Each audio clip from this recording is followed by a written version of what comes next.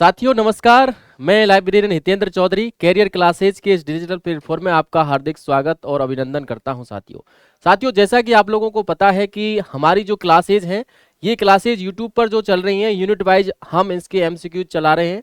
और इसी के साथ साथ आप लोगों ने देखा होगा पिछली हमारी क्लास जो इसी पीवाइज क्यूज के लिए रही थी, और वो क्लास जो थी वो क्लास हमारी सारी की सारी लगभग उसमें 30 प्रश्न थे। तो उन सारे की हमने डिटेल पूरी जो है चर्चा की थी। तो आज भी हमारा जो सेशन है ये सेशन भी इस तरह से ही रहने वाला है, और इस सेशन की शुरुआत भी हम उन्हीं एमसीक्यूज से स्टार्ट कर रहे हैं। और उससे पहले मैं आप लोगों को बता देता हूं कि हमारा टेलीग्राम चैनल है, इसमें आप ज्वाइन कर सकते हैं जिसका नाम है लिस्टपीडिया।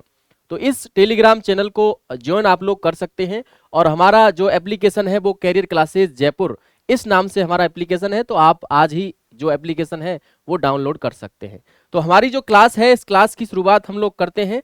पहला प्रश्न है, ग्रंथालय विज्ञान के सूत्रों को उनके निहितार्थ के साथ सुमेलित कीजिए।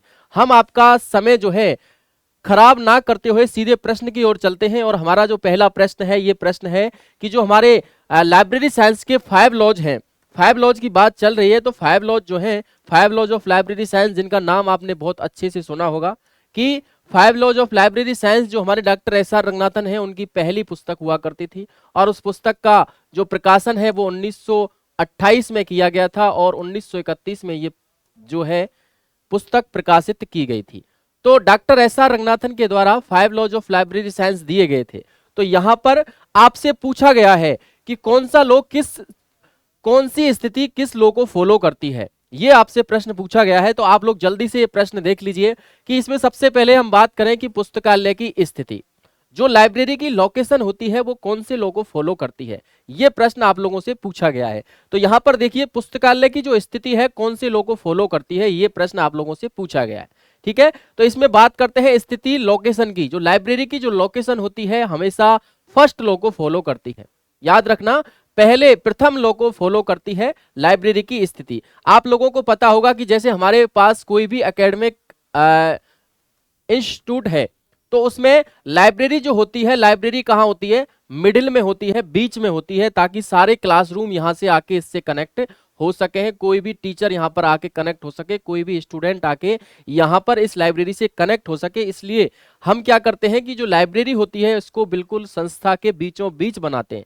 और यही पूछा गया है कि पुस्तकालय की जो स्थिति होती है ये यहाँ पर बनाई जाती है, तो ये कौन से लॉ को फॉलो करती है, ये प्रथम कानून को, प्रथम लॉ को फॉलो करती है।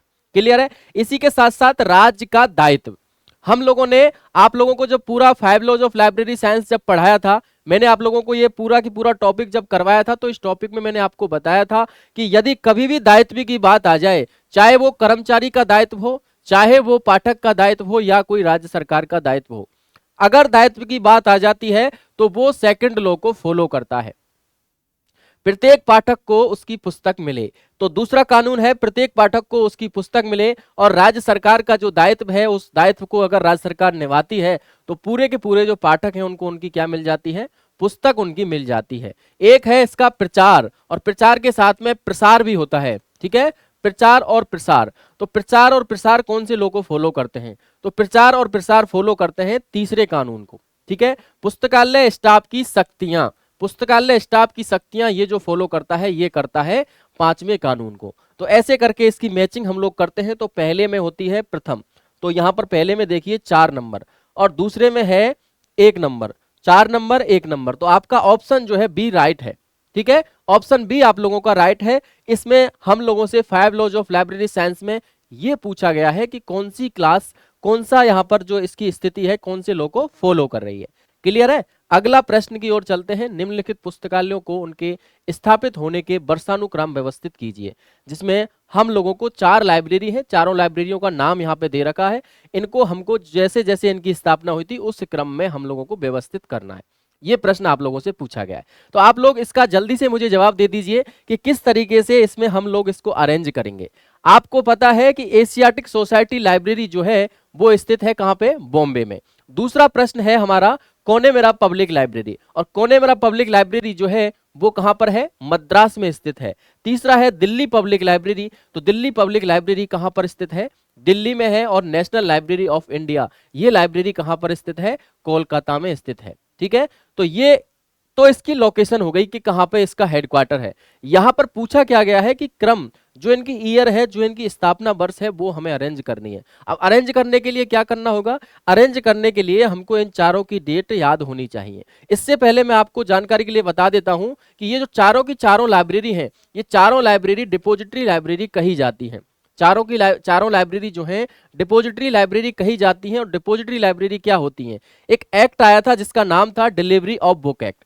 अब वो जो एक्ट आया था, वो एक्ट आया था 1954 में, और 1954 में वो एक्ट आया था, 1954 में कौन सा, delivery of book act, delivery of book act. ये एक्ट जो था, ये एक्ट आया था 1954 में, जिसकी यहां पर कह सकते हैं कि 1956 में इसका क्या कर दिया गया, संशोधन इस एक्ट का कर दिया गया था। और इसमें पुस्तकें, यहां पर इसमें पुस्तकें ही शामिल थी, लेकिन इसमें पत्र पत्रिकाओं को भी क्या कर दिया था, शामिल इसमें कर दिया था।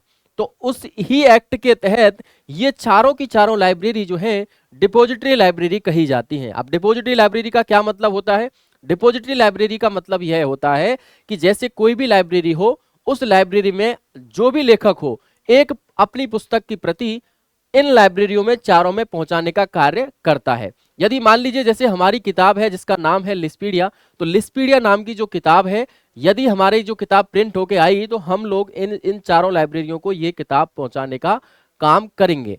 और बशर्ते हम लोग नहीं कर पाते हैं तो हमें उसका मूल्य देना पड़ता है। तो कहने का मतलब 4 किताबें हमको इन चारों डिपोजिटरी लाइब्रेरियों को पहुंचानी होती हैं। एशियाटिक सोसाइटी लाइब्रेरी जो कब स्थापना हुई थी, 1804 में इसकी स्थापना हुई थी, याद रखना।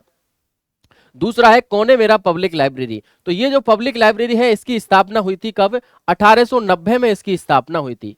तीसरा है दिल्ली पब्लिक लाइब्रेरी, तो दिल्ली पब्लिक लाइब्रेरी जिसका आपको पता होगा कि यूनेस्को की सहायता से, है ना, UNESCO United National Education Scientific and Cultural Organization एक संस्था है, और इस संस्था के तहत ही इसका निर्माण हुआ था, जिसका नाम है दिल्ली पब्लिक लाइब्रेरी। और इस दिल्ली पब्लिक लाइब्रेरी का निर्माण हुआ था अक्टूबर 1951 में, ठीक है, अक्टूबर 1951 में इसका निर्माण हुआ था। एक लाइब्रेरी है जिसका नाम है नेशनल लाइब्रेरी ऑफ इंडिया। तो ये नेशनल लाइब्रेरी ऑफ इंडिया जो है, इसकी स्थापना जो है सबसे पहले कलकत्ता पब्लिक लाइब्रेरी के नाम से हुई थी, आपको पता है। और उसके बाद में इंपीरियल लाइब्रेरी इसका दूसरा नाम हो गया था, और वर्तमान में ये नेशनल लाइब्रेरी ऑफ इंडिया कही जाती है, जिसकी स्थापना कब हुई थी, जिसकी स्थापना हुई थी 1948 में। अब आप लोग इसको अरेंज कर सकते हैं वर्ष के अनुसार। तो सबसे पहले होने वाली है 1804, तो पहला नंबर यहां पर सबसे पहले होना वाला है। और दूसरा नंबर किसका होगा, दूसरा नंबर होगा आपका किसका, 1890, मतलब कोने मेरा। तो 1 और 2, तो इसका जो राइट आंसर है, यही राइट आंसर इसका सही है। फिर इसका 4 है और फिर इसका 3 है, तो ये इसका राइट आंसर है। अगले प्रश्न की ओर चलते हैं इसी श्रृंखला में। अगला प्रश्न आपकी स्क्रीन के सामने है, निम्नलिखित में से कौन से संगठन भारत में अनुवाद सेवाएं प्रदान कराने का कार्य करता है।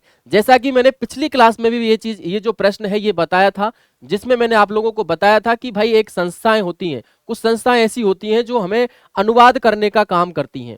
जैसे हमारी किताब जो है, ये हमारी किताब आती है मान लीजिए इंग्लिश में, और आप लोगों को चाहिए हिंदी में, तो आप लोग क्या कहेंगे कि इन संस्थाओं का उपयोग करके, या कोई ऐसा डॉक्यूमेंट्स जो आपकी लैंग्वेज में नहीं है और आप उसको अपनी लैंग्वेज में चाहते हो, तो आप लोग क्या करेंगे, हम लोग करेंगे कि भाई इन संस्थाओं का, इनमें से ऐसी कोई 2 संस्था हैं जिनका उपयोग करके हम लोग क्या करेंगे, हम लोग अनुवाद सेवाएं प्रदान कर लेते हैं। तो इनमें से ऐसे कौन कौन से संगठन हैं भारत में जो अनुवाद सेवाएं प्रदान कराने का काम करते हैं। अब अनुवाद सेवाओं में देखो, एक तो है निस्कियर, है ना, भारत का राष्ट्रीय पुस्तकालय, आइजलिक और आइटलिक, ये यहाँ पर दी गए हैं। तो एक तो निस्कियर के द्वारा यहाँ पर अनुवाद सेवाएं प्रदान कराई जाती हैं, और एक यहाँ पर किसकी, आइजलिक के द्वारा अनुवाद सेवाएं प्रदान कराई जाती हैं।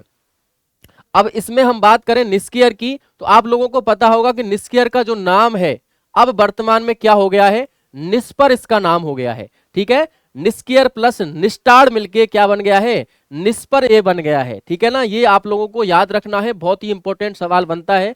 भारत का राष्ट्रीय पुस्तकालय आप लोगों को पता है कोलकाता में स्थित है, अभी मैंने आपको इससे पहले बताया ही था। 1948 में इसकी स्थापना हुई थी, 3 चरणों में इसकी स्थापना हुई थी।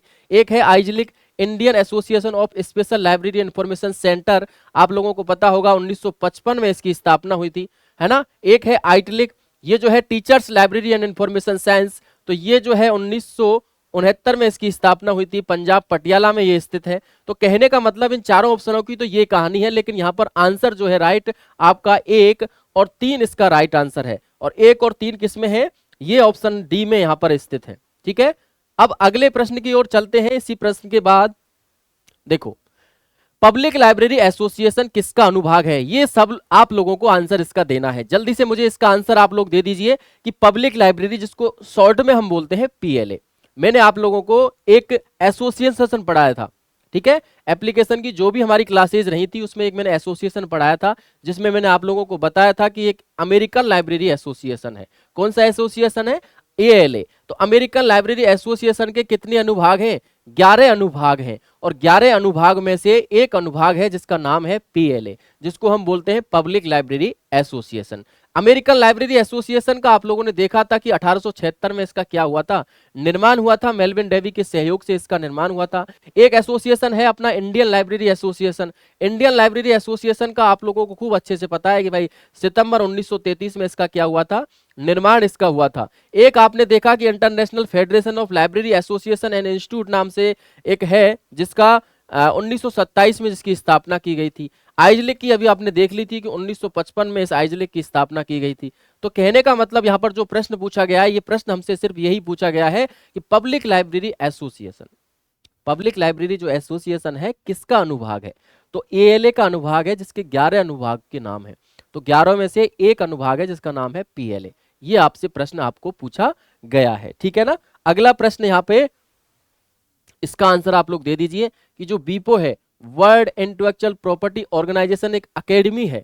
ठीक है, याद रखना बीपो तो है, लेकिन बीपो की भी एक क्या है, अकेडमी है, और वो अकेडमी किससे संबंध रखती है, ये यहां पर पूछा गया है। ठीक है, वर्ल्ड इंटेलेक्चुअल प्रॉपर्टी ऑर्गेनाइजेशन। ठीक है, तो ये जो अकेडमी है, ये अकेडमी किससे संबंध रखती है, यहां पर ये प्रश्न पूछा गया है, जिसमें यहां पर बात करें, ये रखती है बौद्धिक संपदा पर पाठ्यक्रम से। अकेडमी को लेके बात चल रही है, तो अकेडमी संबंध रखती है बौद्धिक संपदा पर, पाठ्यक्रम से संबंध ये अकेडमी रखती है। क्लियर है, चलिए अगला प्रश्न है, LIS गेटवे जिसका रखरखाव कौन करता है। देखिए, एक गेटवे है जो डिजिटल कह सकते हैं कि डिजिटल वस्तुओं को रखरखाव का कार्य करने का काम करता है, जिसका नाम हम लोगों ने दिया है LIS gateway, library and information gateway. तो ये जो है इसका रखरखाव करने का काम जो है ILA के द्वारा किया जा रहा है, इंडियन लाइब्रेरी एसोसिएशन के द्वारा इसका रखरखाव किया जा रहा है। अगला प्रश्न है, निम्नलिखित सूचियों का मिलान कीजिए। अब सूचियों में ये है अपनी कौन सी, CILIP clip, chartered institute of library information professionals. एक है अपनी एसलिप, ठीक है, एक है अपनी ALA, और एक है अपनी COMLA मतलब कोमला। तो कहने का मतलब ये है कि आप लोगों से जो ये प्रश्न पूछा गया है, इसमें ईयर बतानी है आप लोगों को मैच करके। जैसे क्लिप की ईयर क्या है, एसलिप की क्या है, ALA की क्या है, और कोमला की क्या है। क्लिप जिसको अपन बोलते हैं क्या, chartered institute of library information professional, तो इसकी यहाँ पर किससे अपन मैच करेंगे। ठीक है, तो क्लिप जो है, ये क्लिप जो है किससे मैच होगी, तो आप लोगों को पता होगा ये क्लिप मैच होगी किससे, 2002 से। स्थापना कब हुई थी, 2002 में। ऐसे ही एसलिप जो है, इस एसलिप की मैच होगी किससे, 1924 में। और यहाँ पर ALA को आप बहुत अच्छे से जानते ही होंगे कि 1876 में इसकी स्थापना हुई थी। और इसी के साथ साथ कोमला जो है, कोमला की स्थापना हुई थी कब, 1972 में। तो यहाँ पर क्लिप जो है, क्लिप का मैच अपन करते हैं, तो क्लिप का मैच करते हैं किससे, 2002 से। मतलब A में जाइए अपन 2, ये देखिए A में 2 है, फिर उसके बाद में हम देखते हैं कि B में जाइए 4, ये हो गया। ठीक है, तो आपका जो राइट आंसर है ये A होने वाला है। ठीक है, तो आपका अगला प्रश्न, अगले प्रश्न की ओर चलते हैं कि निम्नलिखित का मिलान कीजिए। आप लोगों को लाइब्रेरियों का नाम दिया गया है। मैंने आप लोगों को लाइब्रेरियों के बारे में बहुत अच्छे से समझाया था, उनके बारे में मैंने आपसे चर्चा की थी कि भाई लाइब्रेरी जो होती हैं कितने कितने प्रकारों की होती हैं, जिसमें मैंने आप लोगों को कई बार बताया था कि हमारी जो लाइब्रेरी है, एक तो शैक्षणिक है ना, एक सार्वजनिक और विशेष, ये तीन तो बेसिकली होती हैं, लेकिन इनके साथ साथ आज के समय को देखते हुए कुछ और लाइब्रेरियों का भी एक तरीके से टाइप बन गया है, जिसमें हम डिजिटल लाइब्रेरी पढ़ते हैं, जिसमें हम इलेक्ट्रॉनिक लाइब्रेरी पढ़ते हैं, जिसमें हम वर्चुअल लाइब्रेरी पढ़ते हैं, जिसमें हम हाइब्रिड लाइब्रेरी पढ़ते हैं। तो यहाँ पर ये पूछा गया है इस प्रश्न में कि भाई डिजिटल लाइब्रेरी जो होती है वो कैसी होती है, किस तरीके से इस डिजिटल लाइब्रेरी किसी चीज को कहा जा सकता है। दूसरा है हाइब्रिड लाइब्रेरी।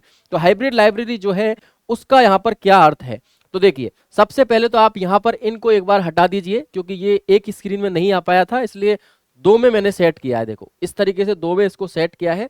तो सबसे पहले आप देखिए कि पुस्तक संग्रह को इलेक्ट्रॉनिक मीडिया में स्टोर किया जाता है।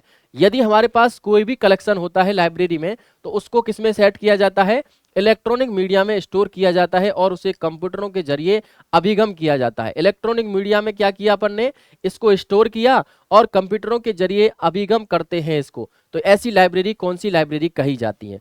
दूसरा है स्थानीय ऑनलाइन कैटलॉग या अन्य गेटवे के जरिए विविध दूरस्थ स्थानों में इलेक्ट्रॉनिक सूचना की गम्यता।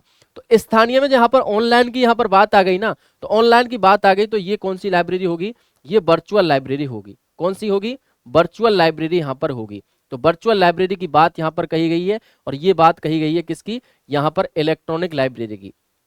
ऐसे ही इसमें इलेक्ट्रॉनिक तथा पेपर, देखो इलेक्ट्रॉनिक तो होती है, उसके साथ साथ में पेपर जो होती है और दोनों का मिश्रित ढंग होता है, उसको क्या कहा जाता है, तो उसको ही कहा जाता है क्या, ये कहा जाता है हाइब्रिड।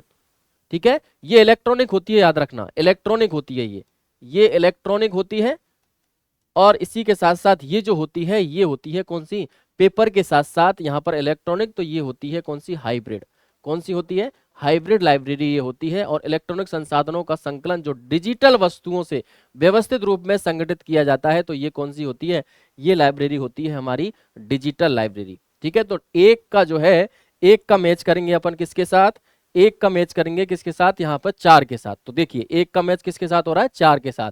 तो इसका जो राइट आंसर रहने वाला है वो राइट आंसर रहने वाला है ये, ए में 4, 3, 2 और 1। इस तरीके से इसका जो आंसर है ये राइट है। अब इसको मैं एक बार मोटा मोटा आप लोगों को बता देता हूं कि देखिए जैसे हमारे पास परंपरागत पुस्तकालय हुआ करते थे, परंपरागत पुस्तकालयों में जैसे हमारे पास फिर परंपरागत पुस्तकालयों के साथ साथ हाइब्रिड लाइब्रेरी आई, सॉरी इलेक्ट्रॉनिक लाइब्रेरी आई। तो इलेक्ट्रॉनिक लाइब्रेरी में क्या होता है कि इलेक्ट्रॉनिक चीज, मतलब कोई भी स्टोरेज, जैसे मान लीजिए आप हार्ड डिस्क ले लीजिए, है ना, आप कोई भी मेमोरी ले लीजिए, जो सेकेंडरी मेमोरी कही जाती है, उसमें हम किसी कलेक्शन को रखते हैं और किसी इलेक्ट्रॉनिक माध्यमों के द्वारा ही उनको हम पढ़ते हैं, तो उसको हम इलेक्ट्रॉनिक लाइब्रेरी कहते हैं। इसके बाद में आती है हाइब्रिड। तो हाइब्रिड का मतलब ये होता है कि जैसे परंपरागत जैसे जो चीज चलती आ रही है उसमें हम कंप्यूटर को जोड़ के इलेक्ट्रॉनिक माध्यमों से यदि हम पढ़ने का काम करते हैं तो उसको हम हाइब्रिड लाइब्रेरी कहते हैं। तीसरी लाइब्रेरी होती है वर्चुअल लाइब्रेरी। वर्चुअल लाइब्रेरी का मतलब होता है बिना दीवारों का पुस्तकालय। अब बिना दीवारों का जो पुस्तकालय होता है उसमें क्या होता है कि जैसे एक माहौल हमको ऐसा सेट किया जाता है, ऐसा बनाया जाता है कि वहां पर हम लोगों को ऐसा लगता है कि जैसे हम माना कि पुस्तकालयों में ही घूम रहे हैं। तो कहने का मतलब यह है कि ऐसी लाइब्रेरी जो होती है वर्चुअल लाइब्रेरी, जिनको बिना दीवारों का पुस्तकालय भी कहा जाता है। एक होती है डिजिटल, जिसमें चीजों का डिजिटल उपयोग किया जा रहा है। ठीक है, इलेक्ट्रॉनिक संसाधनों का संकलन जो डिजिटल वस्तुओं की व्यवस्थित रूप से संगठित किया जाता है, तो उसको हम ये बोलते हैं। अगला प्रश्न है, भारत में पुस्तकालय एवं सूचना विज्ञान की शिक्षा के लिए यहाँ पर वर्ष 2011 का क्या महत्व है। ये शायद मैं आपको पहले की क्लास में भी बता चुका हूं। कई बार ऐसा होता है दोस्तों कि प्रश्न जो है रिपीट होते हैं। आप लोगों को पता है कि ज्यादातर प्रश्न जो है ओल्ड पेपरों से रिपीट होते हैं। तो ऐसे ही मैंने जब ये एक मैटर देखा था ओल्ड पेपरों में, तो मैंने उसमें टिक करके यहाँ पर पीपीटी बनवा दी थी। तो बाद में मुझे पता चला कि ये जो है प्रश्न पहले भी आ चुका है और फिर से आ गया है, तो इसलिए ये इसकी जो कह सकते हैं इसका डबल ये यहाँ पर हो गया है।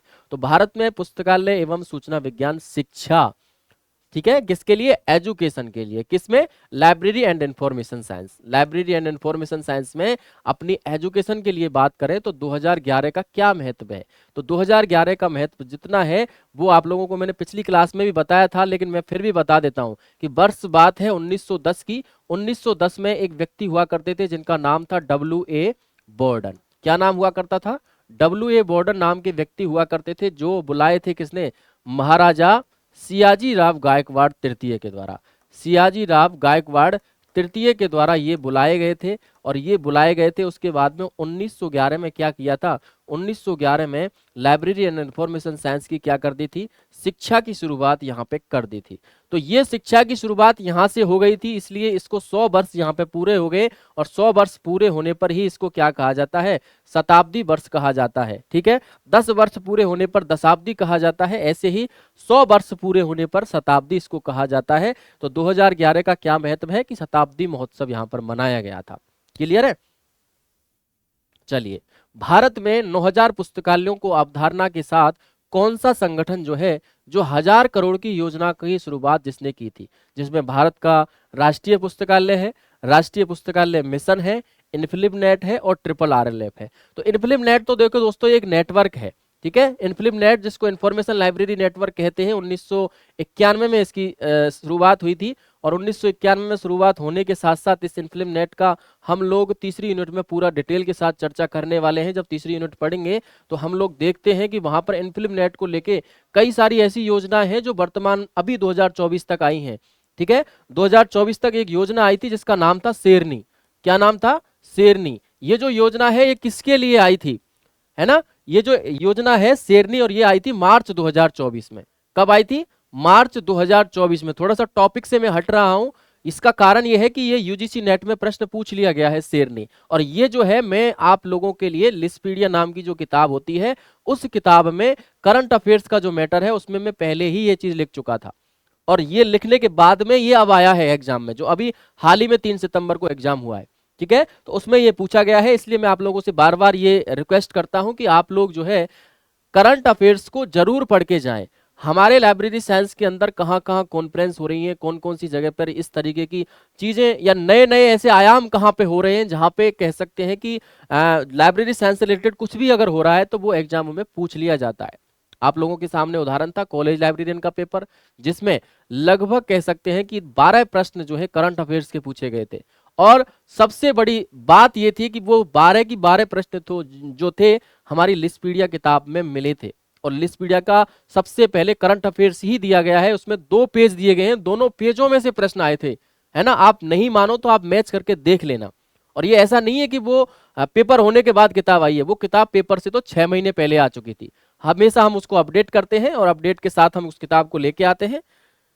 चलिए, सॉरी, तो ये जो है यहां पर देखो, ये जो पूछा गया है कि 9000 पुस्तकालयों के लिए 1000 करोड़ की जो योजना है किसके द्वारा दी गई है, तो ये हमारा राष्ट्रीय पुस्तकालय मिशन, जिसको अपन NLNLM के नाम से जानते हैं, और इस RRRLF, इन दोनों के द्वारा ये योजना चलाई गई थी। ठीक है, तो इन दोनों का यहाँ पर कह सकते हैं कि एक तो है अपना 2 ऑप्शन और एक है 4 ऑप्शन, और 2 और 4 किस में है, तो 2 और 4 ऑप्शन है डी में, तो डी ऑप्शन आपका राइट है।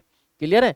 चलिए, अगला प्रश्न है, रविंद्रनाथ टैगोर जो ये वेब ग्रंथ सूची है ना, ग्रंथ सूची है, इसका संकलन करता कौन है। तो आप लोगों को पता होगा कि रविंद्रनाथ टैगोर जो वेब ग्रंथ सूची जो है ये किसकी सूची है, ये RRRLF की सूची है। ठीक है, राजा राम मोहन राय लाइब्रेरी फाउंडेशन, जिसके बारे में आप बहुत अच्छे से जानते हैं, और इसके द्वारा ये सूची का प्रकाशन किया जाता है। 1972 में इसकी स्थापना हुई थी, कोलकाता में ये स्थित है, राजा राम मोहन राय लाइब्रेरी फाउंडेशन, और ये जो है 22 मई को इसकी स्थापना की गई थी, क्योंकि 22 मई को किसका जन्म दिवस था, राजा राम मोहन राय जी का जन्म दिवस था, और इनका जन्म था कब, 1772 में, और उसी के जो 200वें जन्म दिवस पर इस RRRLF का जो है RRRLF की स्थापना की गई थी।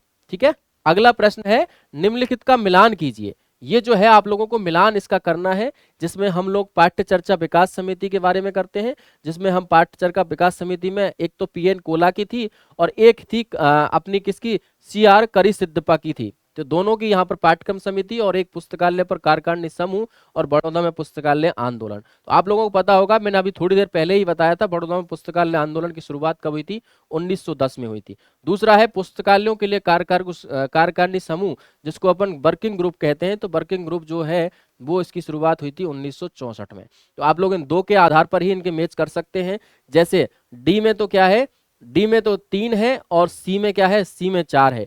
तो डी में 3 है और सी में 4 है, तो दोनों का मैच हो रहा है। तो अब हमको यहाँ पर बहुत बड़ा कंफ्यूजन हो चुका है। यहाँ पर देखिए डी में 3 और सी में 4, तो हम लोगों को यहाँ पर देखना होगा कि यहाँ पर पाठ्यक्रम विकास समिति जो है इसकी यहाँ पर कह सकते हैं कि ये आपकी होगी पीएन कोला साहब की होगी 1992 की, और ये जो होगी आपकी 2001 की। तो आपका जो राइट आंसर रहने वाला है, ये राइट आंसर ये आपका रहने वाला है। ठीक है, अगले प्रश्न की ओर चलते हैं। अगला प्रश्न है हमारा इसी श्रृंखला में, निम्नलिखित का मिलान कीजिए। पुस्तकालय परम, इसमें आपको क्या करना है कि जो भी समितियां बनी हैं उनका डेट के अनुसार मैच करना है, और मैच करके आप लोग मुझे जल्दी से बता दीजिए। ठीक है, इन दोनों का मैच करना है, और मैच करने के साथ साथ मुझे आप जल्दी से इसका मैच बता दीजिए। देखो, हम लोग देखते हैं कि हमारी एडवाइजरी कमेटी है केपी सिन्हा की, जिसको सिन्हा समिति के नाम से भी जाना जाता है। 1957 में इसकी स्थापना हुई थी। एक है अपनी रिव्यू कमेटी, तो ये जो है 1961 में यहाँ पर डॉक्टर एस आर रंगनाथन के द्वारा बनाई गई थी, है ना। एक है डीआरडीसी, 1962 में इसकी स्थापना हुई थी। और एक है अपनी शारदा रंगनाथन जो संस्था है, 1963 में इसकी स्थापना हो गई थी, 1961 में रजिस्ट्रेशन इसका हुआ था। तो यहाँ पर देखिए, एक जो है, एक का मैच 3 से है, और यहाँ पर 2 का मैच किससे है, 2 का मैच है 4 से, 1 का मैच 3 से और 2 का मैच 4 से। तो इसका ऑप्शन जो है बी राइट है। क्लियर है। चलिए, अगला प्रश्न है, ब्रिटिश सरकार द्वारा 1935 में खान बहादुर की उपाधि दी गई, और खान बहादुर की उपाधि भारतीय पुस्तकालय अध्यक्ष जो थे उनका नाम बताइए। तो आप लोगों को पता होगा कि एक लाइब्रेरियन थे जिनका नाम था के एम असफदुल्ला। ठीक है, के एम असफदुल्ला जिनका नाम था, के एम असफदुल्ला जो थे इंपीरियल लाइब्रेरी के अंतिम लाइब्रेरियन हुआ करते थे। कौन से लाइब्रेरियन हुआ करते थे, अंतिम लाइब्रेरियन हुआ करते थे, और लगभग 17 वर्ष तक इन्होंने इस इंपीरियल लाइब्रेरी में सेवा दी थी। और इसी के साथ साथ 6 महीने का इन्होंने यहाँ पर सर्टिफिकेट कोर्स चलाया था। और इसी के साथ साथ यहाँ पर बात करें तो 1935 में ब्रिटिश सरकार के द्वारा इनको खान बहादुर की उपाधि दी थी, जिनका नाम है के एम असफदुल्ला। ठीक है, के एम असफदुल्ला इनका नाम है। 1947 तक ये कहाँ पर रहे थे, इंपीरियल लाइब्रेरी में रहे थे। और 1948 में ये जो हमारा भारत का राष्ट्रीय पुस्तकालय बन गया था, तो ये यहाँ से छोड़ के 1948 में ये तो पाकिस्तान चले गए थे, और इसके बाद में 1948 में इनकी जाके मृत्यु हो गई थी। और 1948 में ही हमारे भारत का राष्ट्रीय पुस्तकालय बन गया था, और इसके बनने के बाद बी एस केशवन जी जो थे उनको हमने लाइब्रेरियन बना दिया था। ठीक है, तो ये इनकी कहानी थी। आगे अपन बढ़ते हैं इसी प्रश्न में। तो किस समिति ने यह अनुशंसा की थी कि इंपीरियल लाइब्रेरी को कॉपीराइट लाइब्रेरी का नाम दिया जाए? तो एक ऐसी समिति जिसका नाम था रिची समिति, और रिची समिति के द्वारा ही इस 1926 में एक रिची समिति आई थी 1926 में। ये जो थी अपनी कौन सी इंपीरियल लाइब्रेरी जिसको कॉपीराइट लाइब्रेरी का दर्जा दिया गया था 1928 में। 26 में ये समिति बनी थी और 28 में ये दर्जा मिल गया था। कॉपीराइट लाइब्रेरी का मतलब क्या होता है, कॉपीराइट लाइब्रेरी का मतलब ये होता है कि जैसे हमारी डिपॉजिटरी लाइब्रेरी हुआ करती जिसमें हम एक किताब पहुंचाने का काम करते हैं, तो उसको हम कॉपीराइट लाइब्रेरी कहा जाता है। क्लियर है। अगले प्रश्न की ओर बढ़ते हैं। अगला प्रश्न हमारा है, इंपीरियल लाइब्रेरी कलकत्ता के प्रथम पुस्तकालय अध्यक्ष कौन थे? तो वो कौन थे? बी एस केशवन थे। आप लोगों को पता है कि इंपीरियल लाइब्रेरी कलकत्ता का, सॉरी, बी एस केशवन थे अपनी नेशनल लाइब्रेरी के। लेकिन यहां पर पूछा क्या गया है, यहां पर पूछा गया है क्या, इंपीरियल लाइब्रेरी की। तो इंपीरियल लाइब्रेरी के जॉन मैकफार्लेन थे। कौन थे? जॉन मैकफार्लेन थे। अगले प्रश्न की ओर चलते हैं। यहाँ पर वही सूचियों का मिलान यहाँ पर दिया गया है। पेपराइज है, हस्तनिर्मित कागज है, ये मैं आपको पहले की क्लास में करा चुका हूँ। ठीक है, पहले की क्लास में ये एक प्रश्न करा चुका हूँ। यदि आपने पहले की क्लास देख ली है तो आप लोग ये अच्छे से इस प्रश्न को कर लेंगे। ठीक है, पहले की क्लास यदि आप लोगों ने देख ली है तो इस प्रश्न को आप अच्छे से कर लेंगे कि पेपराइज यहाँ पर संबंध किससे रखता है। हस्त निर्मित जो कागज होता है, आप लोगों को पता होगा चीन से संबंध रखते हैं। क्ले टेबल्स है, क्ले टेबल्स का मतलब असीरिया और बेबीलोनिया से है। ठीक है, तो कहने का मतलब इस तरीके से आप इसका मैच कर सकते हैं, और एक बार आप खुद करके इसको देखना। ठीक है, मैंने थोड़ा सा हिंट आप लोगों को दे दी है फिर भी। चलिए, एंड्रोगी कॉर्नेगी नाम के जो व्यक्ति थे, ये गी है ना, कॉर्नेगी नाम के जो व्यक्ति थे, इनके द्वारा क्या यहाँ पर 2 मिलियन पाउंड जो दिए गए थे वो किसके लिए दिए गए थे? तो आप लोगों को पता होगा वो पुस्तकालय भवन बनाने के लिए दिए गए थे। ठीक है, किसके लिए दिए गए थे? पुस्तकालय भवन बनाने के लिए वो दिए गए थे। प्रथम मुद्रित कार्यों को क्या कहा जाता है? आप लोगों को पता होगा कि 1500 ईसा वर्ष पूर्व के, जो 1500 ईसा वर्ष पूर्व के कह सकते हैं कि जो ग्रंथ हुआ करते हैं उनको इनक्लूबुला कहा जाता है। तो इसका जो राइट आंसर है, ये राइट आंसर आपका वी। क्लियर है। अगला प्रश्न है और अंतिम प्रश्न है, जिसमें राजा राममोहन राय जो पुस्तकालय न्यास है, जिसको अपन RRR के नाम से जानते हैं, किससे? RRRLF के नाम से इसको जानते हैं। तो किसके द्वारा स्थापित किया गया, तो यह किसके द्वारा स्थापित किया गया था? आप लोगों को पता होगा MHRD के अधीन एक संस्कृति विभाग या संस्कृति मंत्रालय आता है, तो उसके द्वारा इसकी क्या की गई थी, 1972 में स्थापना की गई थी। ठीक है, 1972 में इसकी क्या की गई थी, स्थापना इसकी की गई थी। तो ठीक है साथियों, आज का जो सेशन है हम इतना ही ले पाएंगे, और जो आगे की क्लास है हमारी आपके जो YouTube channel career classes Jaipur जो है, इस पर हम दोबारा से अपलोड कर देंगे। और ये जो क्लासेज हैं हमारी लगातार चलती हैं ऑब्जेक्टिव को लेके, और इसके बाद हम जो ऑब्जेक्टिव लाएंगे वो हिंदी और इंग्लिश दोनों में लाएंगे, क्योंकि हिंदी में लाने में क्या रहता है कि जो इंग्लिश मीडियम के छात्र होते हैं या हिंदी मीडियम के भी जो छात्र होते हैं उनको थोड़ा कंफ्यूजन रहता है। तो इसलिए हम जो है अब जो भी मैटर रहेगा हमारा हिंदी और इंग्लिश दोनों भाषाओं में रहेगा। ठीक है, तो बहुत बहुत धन्यवाद आपका कैरियर क्लासेस जयपुर के इस डिजिटल प्लेटफॉर्म पर जुड़ने के लिए। Thank you so much.